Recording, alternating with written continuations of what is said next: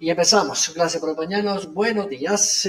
La Corte Constitucional emitió un fallo hace muy pocos días a propósito de esta niñez trans. Un tema súper sensible, pero un tema que no ha sido tratado a profundidad, más allá de la noticia como tal o la sentencia del máximo organismo constitucional de la República, que eso lo emitió a través de sus plataformas digitales, no se conoce mayormente. Esta resolución de la Corte Constitucional fue presentada, o mejor dicho, esta demanda fue presentada hace muchos años atrás por una pareja de extranjeros que querían determinar que uno de sus hijos o su hijo tenga esta definición, digamos, trans, ¿no? Un tema que incluso castellanamente, para usar un término, es difícil para poderlo determinar jurídicamente hablando, por supuesto.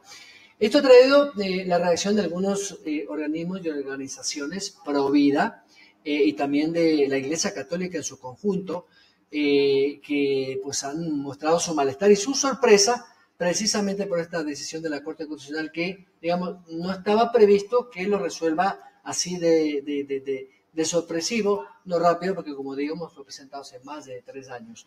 Con nosotros la doctora María Lourdes Maldonado, ella es directora de la Fundación Dignidad y Derecho.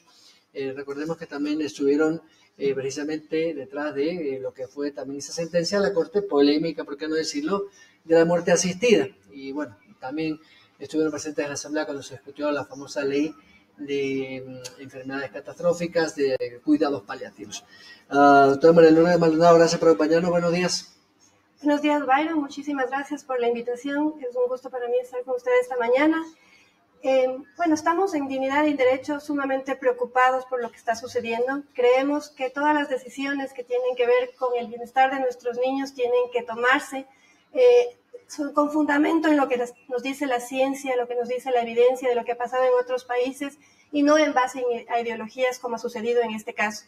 Tenemos que estar conscientes que cuando hablamos de procesos de transición de género, estamos hablando de un tema sumamente sensible, que requiere justamente un acompañamiento profesional, ético, responsable, que busque resguardar la seguridad no solo del niño que se encuentra en esa situación, sino de su familia y de la comunidad educativa en general.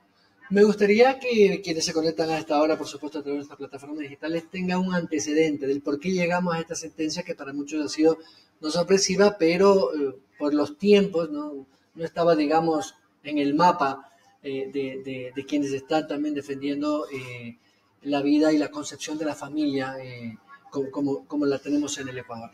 ¿De dónde nace eso y por qué la Corte Constitucional tenía que resolver este tema, que era un tema de 2 padres que querían que uno de sus hijos tenga una definición sexual? Sí, este caso nace respecto de unos padres españoles con su niño en ese entonces de 5 años que inscribieron en un colegio en Santa Elena. Cuando lo inscribieron en el colegio, les manifestaron a las autoridades del colegio que este niño presentaba un proceso de transición de género. Y demandaron del colegio que este niño sea tratado básicamente como una niña. El colegio tomó ciertas... Perdona la interrupción, ¿qué edad tenía el niño? Cuando fue inscrito tenía 5 años. Sí. Un niño, estamos hablando de un niño de 5 años y eso es lo grave aquí. Claro, sin criterio propio para tomar una decisión. Exactamente. Además, los mismos padres hablaban de que estaba en un proceso de discernimiento, es decir, tampoco es que era un proceso definitivo, sino que estaba en un proceso de discernimiento y pidieron, como les decía, que el colegio le trate como una niña. El colegio tomó ciertas medidas para garantizar, protegerle a este niño de la mejor manera, las medidas que en su criterio eran las adecuadas. Por ejemplo, había una diferenciación entre la fila de niños y la fila de niñas, unificó las 2 filas de tal manera que el niño no sienta que estaba, digamos, discriminado. Por ejemplo, el niño no se sentía cómodo ocupando el baño de los varones, pues tampoco podían utilizar el de las niñas, entonces le permitieron que utilizara el baño de los profesores. También otra medida, por ejemplo, él quería que le llamen por su nombre femenino, y en lugar de eso, como no se lo podía hacer, lo que hicieron es llamarlo por los apellidos, a él y a todos. Entonces, bueno, estas medidas a los padres les parecieron insuficientes, subieron entonces primero al Ministerio de Educación con un reclamo. El Ministerio de Educación hizo ciertas recomendaciones, unas fueron aceptadas por el colegio, otras no, Finalmente presentaron una acción constitucional y la acción llegó a la Corte Constitucional a través de una acción extraordinaria de protección. La resolución de la Corte básicamente se fundamenta en que en su criterio, y esto es lo grave, porque es una valoración absolutamente subjetiva, como digo, ideológica, basada un poco en esta ideología woke que estamos viviendo y en todos los países del mundo, lo que pretendía decir, esas medidas que tomó el colegio son insuficientes, no han garantizado sus derechos, ha habido una discriminación a este niño porque él tenía que haber sido tratado efectivamente como una niña. Y esto es muy importante tomar en cuenta, Byron, la gravedad de lo que estamos hablando. Estamos hablando de sentencias en las que ni siquiera se hace, por ejemplo, una exposición o se piden informes técnicos de expertos en psicología, de expertos en el acompañamiento de la niñez trans, sin ideología, porque hay de los dos tipos de expertos, ¿no? Entonces, espero que hayan expertos profesionales que me puedan asesorar a los miembros de la Corte justamente con cuáles serían las medidas apropiadas para este tipo de casos. Esto no ocurre nunca en la Corte Constitucional y esto sí es sumamente grave y creo que es importante mencionarlo. Cuando uno tiene un juicio civil, un juicio de inquilinato, un juicio laboral, pues uno se asesora, los jueces piden, por ejemplo, el pronunciamiento de peritos, de expertos. ¿Por qué no sucede eso en la Corte? Porque simplemente sus resoluciones, sus sentencias en este caso y en muchos otros son absolutamente ideologizadas. Se quiere imponer en este caso la teoría de género, básicamente, que desconoce la diferenciación biológica entre el sexo femenino y masculino, diferenciación que además, cuando hablamos de niños, es necesaria justamente para prevenir cualquier tipo de incidencia en la formación de los niños y que ellos puedan desarrollarse libremente y formar su personalidad de una manera, digamos, profesional, ¿no? Con un acompañamiento profesional por parte del colegio, que es quien tiene que ayudar en este proceso de formación. Entonces, es sumamente grave lo que estamos viviendo, sin perjuicio de otras consideraciones ya del punto de vista legal, como las que denuncia la jueza Teresa Núquez, que es que la Corte, no tenía competencias para pronunciarse sobre el fondo del conflicto, pues no se daban los presupuestos, es decir, no existía una violación de derechos para que puedan analizarse el fondo del conflicto como se hizo en este caso.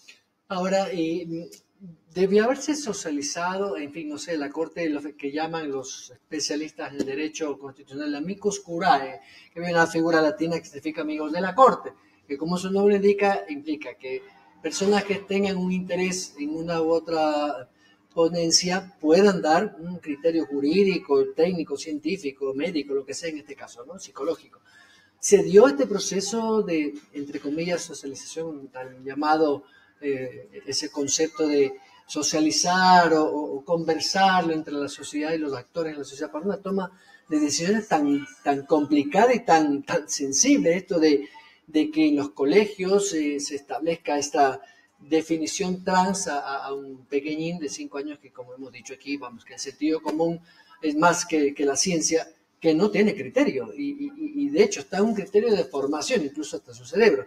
Digo esto porque me extraña que no se haya escuchado en los medios este debate previo.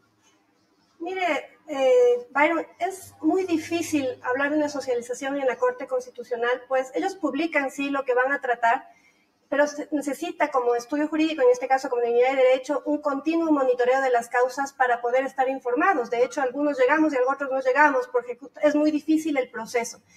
Y por otro lado, por tratarse de temas de menores de edad, normalmente estas audiencias son reservadas. Entonces, en este caso en concreto, dignidad y derecho, supo del caso cuando ya se había llevado a cabo la audiencia, que además fue reservada. Sí presentamos un amicus curiae, pero hay otro problema y es que normalmente los jueces revisan muy poco los amicus curiae. O sea, yo me atrevería a decir que de alguna manera la figura del amicus curiae está un poco debilitada, ¿no? En base justamente a la experiencia que hemos visto en los últimos casos en los que prácticamente no se toman en cuenta los argumentos muy técnicos que se han dado, lo puedo hablar por lo que hemos presentado nosotros. Normalmente nos asesoramos con expertos en todas las áreas, los presentamos, exponemos y realmente poco o nada de caso les hacen algunos jueces de la Corte. Hay otros que sí, tengo que resaltar, por ejemplo, el voto salvado de la doctora Carmen Corral y el doctor Herrería. Los dos hicieron un voto salvado muy bueno, debatiendo justamente lo que le acabo de decir, esta injerencia ideológica que existe en esta sentencia. Ahora, esto ya de obligatorio cumplimiento. Entonces, ahí la pregunta que nos hacemos los padres de familia, la asociación conjunta, y por qué no decirlo, el gobierno, que a propósito no he escuchado absolutamente a ningún vocero, ni siquiera a la ministra de Educación o a la ministra de Derechos Humanos, que debería también pronunciarse, que además es activista, doña Ariana Tanca, un pronunciamiento institucional, pues, ok, sí, vamos a cumplirlo, este va a ser el procedimiento, vamos a juntar a todos los actores, o sea, me da la impresión que solamente quienes están defendiendo este principio, como ustedes, Dignidad y Derecho, y algunas otras organizaciones pro vida, nos han puesto la alerta de que esto puede generarnos un problema, más allá de que la Corte, máximo organismo de justicia constitucional, lo haya sentenciado. ¿Cómo hacerlo? Porque ahí me parece que viene el tema más sensible entre autoridades del colegio, de educación, me refiero a del gobierno, y padres de familia. Bueno, yo creo que para los padres de familia, para instituciones educativas que se encuentran en esta situación, pueden ejercer y deben ejercer su derecho a la resistencia. Esto está previsto en la Constitución, en el artículo 98. Okay. Hay que obviamente profundizar en el tema, pero es un caso clarísimo en el que se puede ejercer el derecho a la resistencia. Respecto al presidente de la República, los ministerios, pues bueno, ellos tienen algunos limitantes por su deber de cumplir estas sentencias, pero no nos olvidemos que el presidente de la República sobre todo representa a los ecuatorianos y si es que existe este pronunciamiento colectivo que rechaza esta sentencia, porque además no la rechaza sin razón, la rechaza porque todos nos sentimos amedrentados de nuestros derechos como padres a decidir sobre la educación de nuestros hijos, como instituciones educativas a mantener el ideal su derecho a mantener el ideal de sus colegios, de por qué se han sido creados, al no alterar la verdad a sus alumnos respecto a la biología, a la ciencia, a la definición de lo que es el sexo. Entonces, creo que todos estamos en la capacidad de fortalecer una postura del presidente de la República para que sea justamente el garante de nuestros derechos y se pronuncie en el sentido de un derecho a la resistencia, con las particularidades que habrá que tomar en cuenta respecto a su deber de cumplimiento de la sentencia, ¿no? Y no solamente es que hay estos cambios de forma, es decir, un baño, el tratamiento al niño, a la niña, como le quieran llamar, sino que ese entorno social, es decir, el entorno en el que se relaciona un niño, un adolescente, que de por sí, de por naturaleza es conflictivo, porque los niños y los adolescentes que están aprendiendo a ese relacionamiento humano van a tener una dificultad incluso de aceptación muchos, de rechazo otros y hasta de ataque. Porque claro, quizás en ese conglomerado educativo, cualquiera que este sea público o privado, hay esos estigmas, esos paradigmas y ese, digamos, esa cultura que viene del hogar, donde quizás la mayoría, tal vez me equivoque, pero que la mayoría, digamos, es la familia convencional, padre, madre, hijo e hija, ¿no? Y claro, si hay un miembro de ese colegio, de esa aula, que se siente diferente, ¿qué tan difícil va a ser ese correlacionamiento para la paz dentro y el buen clima dentro del aula? Esto que usted acaba de mencionar, Byron, es muy importante. Tenemos que tomar en cuenta que es una realidad muy especial. No podemos, de ninguna manera nosotros estamos a favor de algún tipo de discriminación, de trato inhumano contra estas criaturas, pero sí tenemos que pedirles a quienes son los tomadores de decisión que tomen en cuenta lo que ha revelado la ciencia. Y aquí quisiera ser enfática. Los psicólogos han recomendado procesos de acompañamiento no afirmativos, que significa que no haya una transición del niño, es decir, que no es porque se siente niña, le deben tratar como una niña. ¿Por qué? Primero, porque no hay una herramienta en la psicología que permita diagnosticar que se trata de un proceso de transición real que va a permanecer en el tiempo. De hecho, los estudios revelan que la mayoría de estos casos se superan en la adolescencia o ya en la mayoría de edad, que son procesos transitorios. Entonces, con esa evidencia, es muy peligroso para el propio niño en esta situación hacer un proceso de transición inmediato. A esto, además, los expertos recomiendan que los niños que se encuentran en esa situación reciban un acompañamiento integral, con varios expertos, no solamente pedagogos, como podríamos pensar, sino incluso psicólogos, claro, incluso médicos, pediatras, endocrinólogos. Perdón la interrupción, hasta un psiquiatra. Psiquiatras, es decir, cada caso tiene su particularidad. Entonces, si estamos pensando que la Corte Constitucional está imponiendo al Ministerio de Educación el deber de generar un protocolo, si el Ministerio es responsable, tiene que incluir en el protocolo todo este bagaje, digamos, de profesionales que le tienen que acompañar a estos niños. ¿Y cuál es nuestra preocupación respecto solo de ese tema? Porque hay muchas más, pero respecto a ese tema, en el Ecuador, según el reporte anual de información educativa del Ministerio de Educación para el 2022-2023, el número de instituciones educativas en el sistema ecuatoriano es de 15.997, es decir, tenemos una población estudiantil de más de 4.3 millones de niños. Usted sabe que en muchos de estos colegios no tienen ni siquiera las instalaciones necesarias. No hay un baño. No, exacto, no tienen los profesores, no tienen el desayuno escolar. Tanta problemática que realmente deberíamos enfocarnos, pero sin perjuicio de eso. ¿Usted cree que los colegios en esas condiciones, y ni siquiera hablamos de colegios, incluso estamos hablando de preescolar, este niño de 5 años, estamos hablando de la etapa preescolar, van a tener la capacidad para instalar todo el equipo de profesionales que se requieren para acompañar a estos niños de la mejor manera? La respuesta es no. Por eso tenemos que ser cautelosos, tenemos que buscar justamente en soluciones efectivas y prácticas para acompañar a estos niños, porque la evidencia de lo que estos niños han sufrido en caso de procesos de transición forzados o en aquellos casos en que han desistido de su decisión es muy alarmante. Estamos hablando de casos de suicidio, de casos incluso de un daño emocional tan grave que no se llega a identificar ni qué son. Entonces, justamente por eso la sociedad, por eso la ley, los tratados internacionales de derechos humanos ratificados, y aquí es importante incluir una excepción que es simplemente están vigentes en el Ecuador aquellos tratados que hayan sido suscritos por el Ecuador.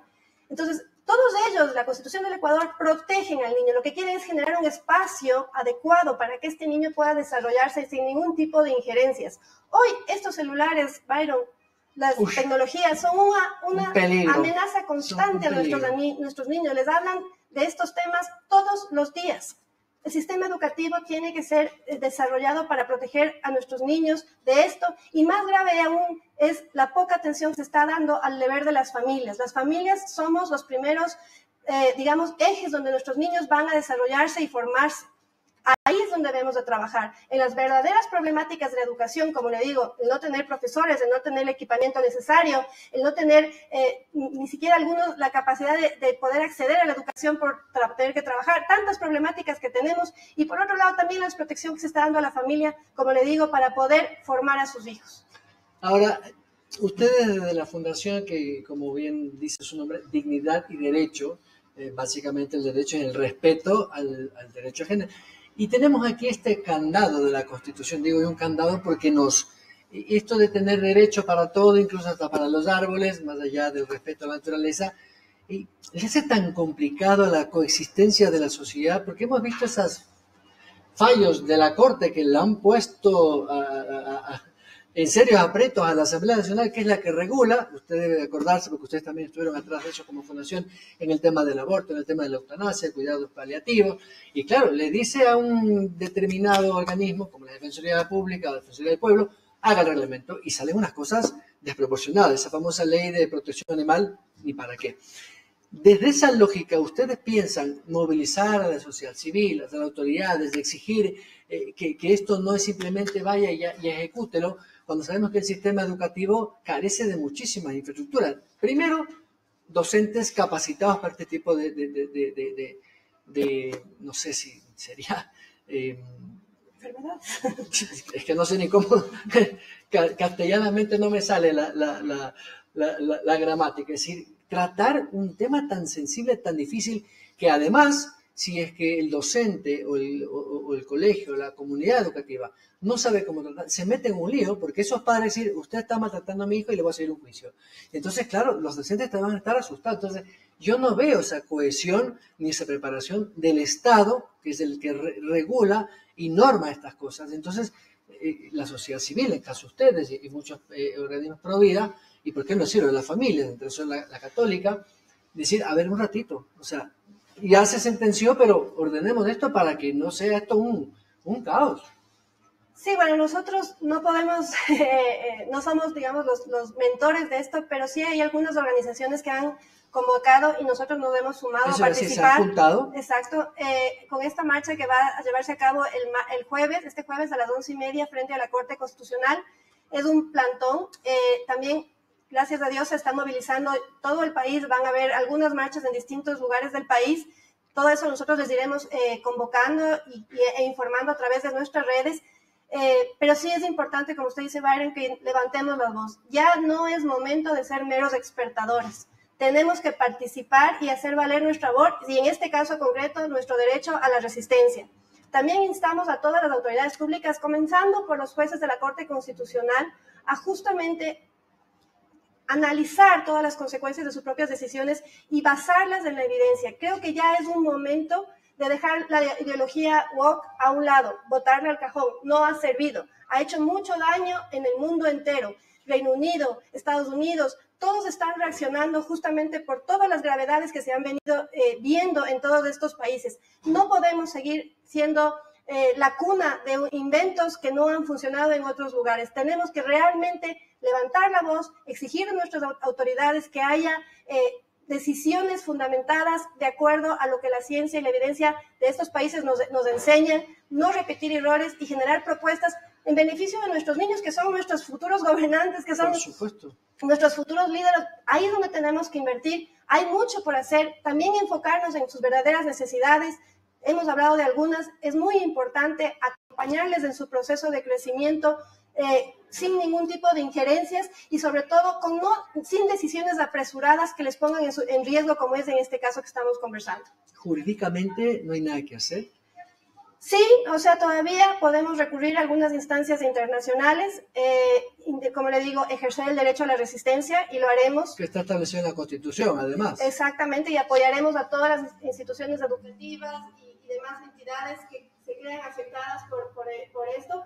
Confiamos en que la ministra de Educación haga un muy buen trabajo. Ella es una profesional muy reconocida, está muy preparada para esto. Yo confío mucho en su criterio, entonces desde allá le manifiesto nuestro apoyo para que pueda ver las mejores alternativas para apoyar a estos niños. Y además confío también en que el presidente de la República y todas las instituciones públicas, la misma Asamblea Nacional, se unan a esta causa en defensa de nuestros niños, impidiendo que la Corte Constitucional rompa con un sistema institucional como es el Estado de Derecho. Ya esto es importante mencionarlo también.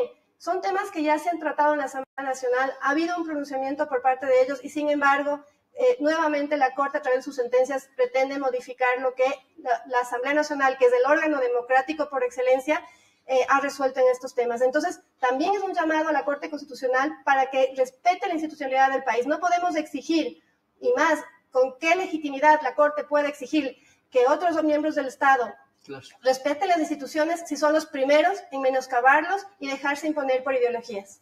María Lourdes, estoy sobre el tiempo, le quiero agradecer, pero, ¿por qué no decirlo también? Sería importante que, porque estoy seguro que muchos colegios o muchos rectores o muchos profes o padres que nos están viendo seguramente quieren saber más de este tema porque es un tema muy sensible. No sé si ustedes como Fundación de Derecho dan charlas o pueden acceder a información ustedes para guiarles, porque básicamente los colegios, los profes o quienes están en la comunidad educativa necesitan saber cómo actuar en estos casos. Sí, claro, encantados. Nosotros nos pueden ubicar en nuestra página web, dignidadyderecho.org. Ahí nosotros vamos publicando los boletines y pueden encontrar material sobre este y todos los otros temas que manejamos. Adicionalmente están disponibles nuestras líneas. Cualquier consulta que la quieran hacer, pues estamos a las órdenes y encantados de poder ayudar a quienes necesiten. María Lourdes Maldonado, muchas gracias. Gracias, Byron. Un gusto. La directora de la Fundación Dignidad y Derecho, a propósito de esta polémica sentencia de la Corte Constitucional de determinar los niños trans y lo que tiene que resolver la comunidad educativa y, por supuesto, también el Ministerio de Educación, órgano rector. Este es un tema súper complejo, extremadamente sensible, que aprobó la Corte Constitucional hace un par de semanas. 9 de la mañana con 56 minutos, de momento